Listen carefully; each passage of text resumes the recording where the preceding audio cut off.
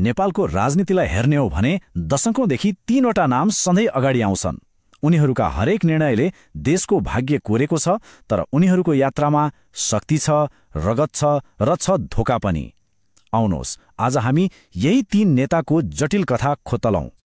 केपी शर्मा ओली, शेरबहादुर देउवा अनि पुष्पकमल दाहाल प्रचण्ड। यी केवल 3 नाम होइनन्, नेपालको राजनीतिको 3 अलग धार हुन्। तर रमाइलो कुरा के छ भने उनीहरूका बाटोहरू यति धेरै पटक एक अर्कासँग ठोकिएका छन् कि देशको भविष्य नै कता मोडियो कता। ल हाम्रो कथाको सुरुवात गरौं केपी शर्मा ओलीबाट। एकजना एकदमै प्रखर राष्ट्रवादी नेताको छवि बनाएका उहाँको शासनकालको अन्त्य भने सोच्दै नसोचेको एकदमै नाटकीय र विवादास्पद घटनाबाट भयो। कुरा हो सन् 2025 को एउटा सानो सरकारी निर्णयले देशमा यस्तो आगो सल्कायो जसले सबैलाई जलायो। त्यो निर्णय के थियो? नागरिकको आवाज मानिने सामाजिक सञ्जालमाथिको प्रतिबन्ध, जसले नेपाललाई दशककै सबैभन्दा ठूलो प्रदर्शनको भुमरीमा फसाइदियो। हो, तपाईले ठीक सुन्नुभयो।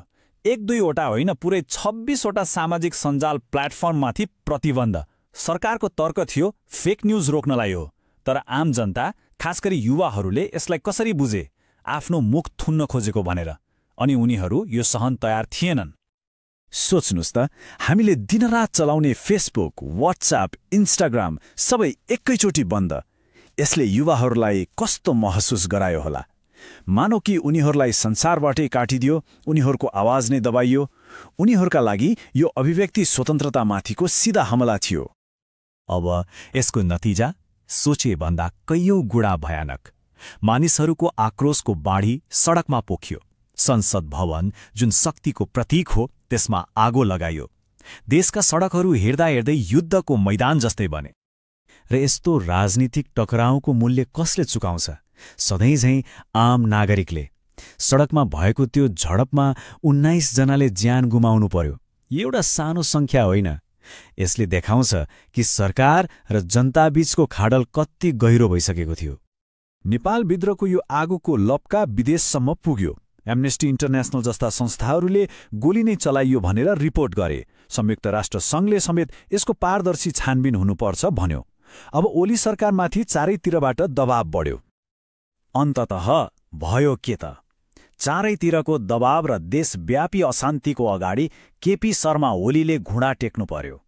उनले त सङ्कट समाधान गर्न राजीनामा दिएको भने, तर वास्तवमा यो उनको राष्ट्रवादी अडानको एक नाटकीय अन्त्य थियो।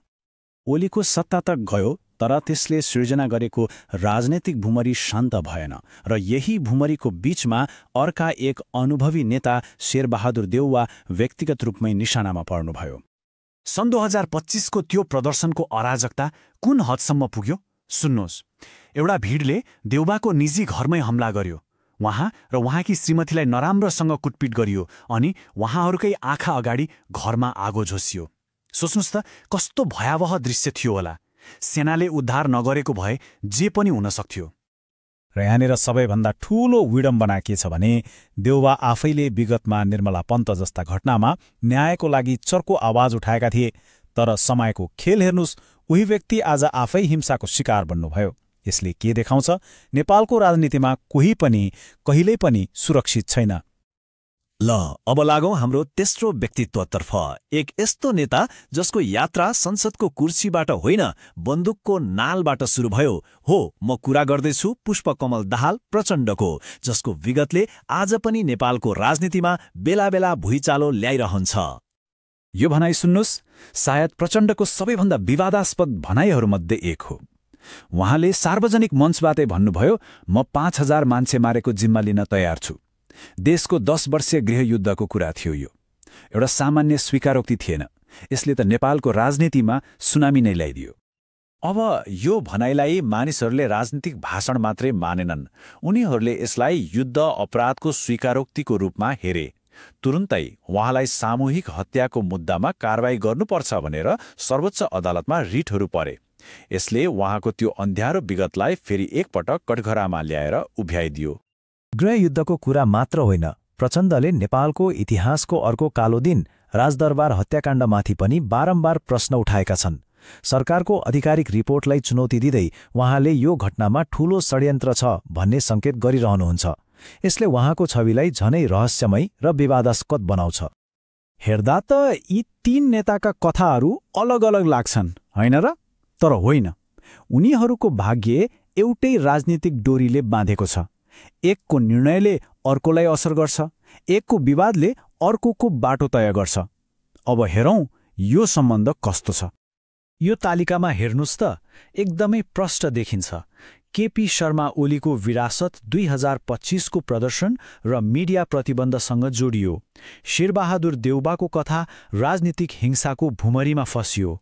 अनि प्रचण्ड, उहाँ आजसम्म पनि आफ्नो हिंस्रक विगतको छायाबाट बाहिर आउन सक्नुभएको छैन।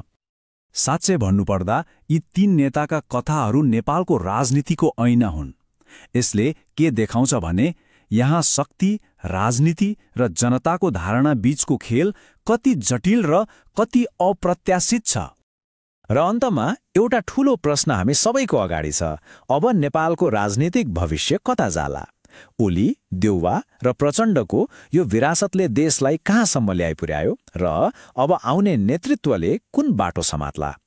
खैर, यसको जवाफ त भविष्यले नै दिला, तर त्यो भविष्यको जग भने यिनै विवादित कथाहरूमाथि बनेको छ।